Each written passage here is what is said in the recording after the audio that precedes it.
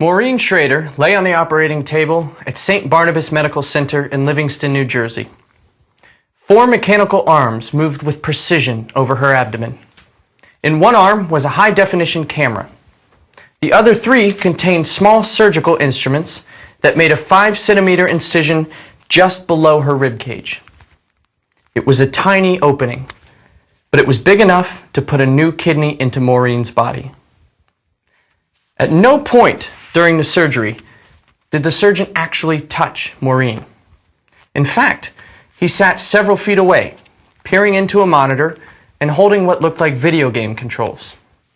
But the work of his hands was digitally recorded and sent to the robotic arms, which mimicked his every movement. The robot became an extension of the surgeon, and together they transplanted the kidney. Robots in the operating room are now a reality, and the next operation you or a family member undergoes may very well involve a robot. But surgery is just one of the areas in which medical robots are changing modern medicine. As a pre-med student interested in becoming a surgeon, I've long been fascinated with medical robots. After researching the topic for this speech, I'd like to introduce you to the world of medical robots. We'll take a look at 3 kinds of robots in particular: orderly robots, remote presence robots, and surgical robots. Let's begin with orderly. Orderly robots help hospital staff accomplish routine tasks. Their primary function is to transport medicine, food, and lab supplies, and to do so without a human by their side. Here is one of the most popular orderly robots, the TUG robot, which, according to its manufacturer, can be found in more than 100 hospitals in the United States alone. A September 2010 story in Discovery News explains how the robot works. Relying on a digital map of the hospital, the robot moves from room to room, picking up and dropping off supplies. It senses people and obstacles by what are called light whiskers, invisible beams of sonar, infrared, and laser. These light whiskers are represented by the colored lines you see in this drawing. They constantly scan the environment to avoid collisions. Tug robots can also communicate with one another about the most efficient route to a location given current hallway conditions. They are highly efficient and make fewer delivery errors than people.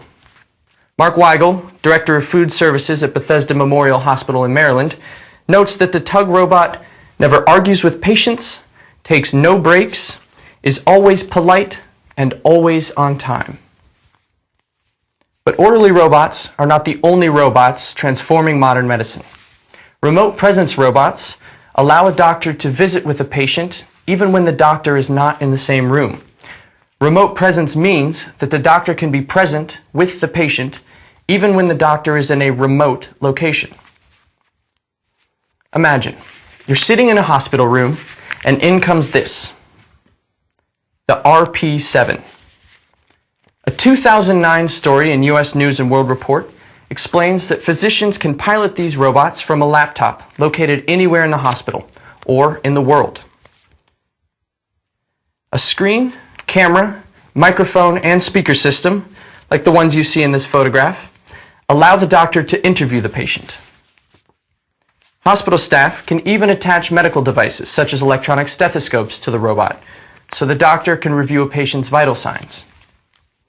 According to a 2010 article in Hospital Management, the RP7 is used in more than 250 U.S. hospitals and has performed more than 100,000 clinic sessions. They are particularly useful in hospitals with a high patient-to-doctor ratio. In addition to orderly robots and remote presence robots, a 3rd kind of robot is transforming modern medicine. Surgical robots, like the kind I mentioned at the start of my speech, are increasingly being used in operating rooms around the world. Most popular is the one you see here, the Da Vinci. According to a 2010 article in the Miami Herald, there are more than 1,400 Da Vinci robots in hospitals worldwide, and they're used in more than 200,000 operations every year. How does Da Vinci work? Intuitive Surgical, maker of Da Vinci, explains that the surgeon controls a robot from a remote terminal. You can see the terminal in this photograph. Usually the terminal is a few feet away, as in the photograph, but it can be as far as thousands of miles away. So a surgeon in San Francisco can operate on a patient in Miami. The surgeon controls the robot's arms utilizing an interactive 3D imaging system. But make no mistake, even though the robot is touching the patient, the surgeon is always in control. Doctors love Da Vinci because it dramatically improves the quality of surgical procedures. Dr. Jeffrey Wolf, a head and neck surgeon at the University of Maryland Medical Center, states that Da Vinci gives us unprecedented access with really good 3D visualization. We're now able to perform intricate surgeries in a very small space with great dexterity. Da Vinci also reduces the risk of post-surgery complications, allows for faster healing, and helps patients leave the hospital sooner. In conclusion, we've seen that medical robots are playing an increasingly important role in modern medicine.